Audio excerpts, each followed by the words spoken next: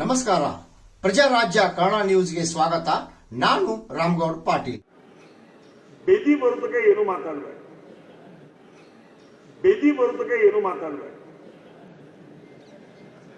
ಅದು ಏನು ಮಾಡ್ಬೇಕು ಅನ್ನೋದು ಅಣ್ಣಗೂ ಗೊತ್ತೈತಿ, ನನಗೂ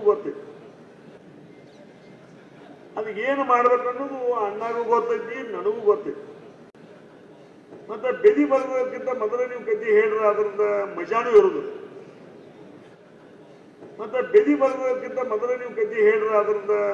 ಇರೋದು. ಅದು ಬೇದಿ ಬರಬೇಕು, ಅದನ್ನ ಹ್ಯಾಂಗ ಸಮಾಧಾನ ಮಾಡಬೇಕು ಅನ್ನೋದು ನಮಗೆ ಮಾಹಿತಿ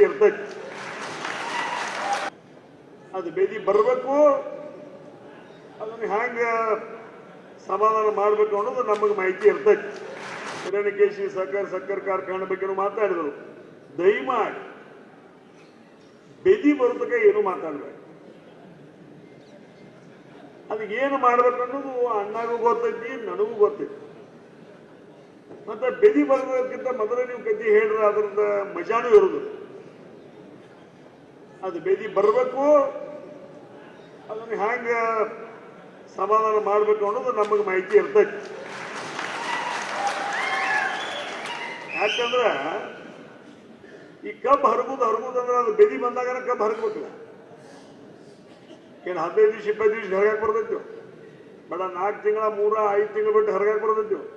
ಅದ್ರ ಬೆದಿ ಯಾವಾಗ ಬಂದಿರುತ್ತೆ ಅವಾಗ ಹರಗ್ಬೇಕು. ಭಾಳ 4 ದಿವಸ ಹಿಂದೆ ಮಾಡಕ್ ಬರಂಗಿಲ್ಲ, 4 ದಿವಸ ಮುಂದೆ ಮಾಡಕ್ ಬರಂಗಿಲ್ಲ. 4 ದಿವಸ ಹಿಂದೆ ಮಾಡಿದ್ವಿ ಕೈಬಿನಿಯಾಗಿನ ಮರಿಗೋಡ್ ಸಾಯ್ತು, ಹೌದಲ್ರು? ಒಂದು 15 ದಿವಸ ಮುಂದೆ ಮಾಡಿದ್ವಿ, ಮುಂದಾಗಿದ್ದು ಕಬ್ಬ ಉಳಿತ. ಅದಕ್ಕೆ ಅರ್ಗೂ ಟೈಮ ಮರಿಗಳು ಸಾಯಬಾರ್ದು, ದೊಡ್ಡ ಕಬ್ಬು ಮುರಿಬಾರ್ದು. ಅದಕ್ಕೆ ಬೇದಿ ಅಂತ ಹಂಗ ಬಂದಾಗ ನಾವಿಬ್ರು ಅಣ್ಣ ತಮ್ಮ ಕೂಡಿ ನಾವು ಮಾಡ್ತೀವಿ.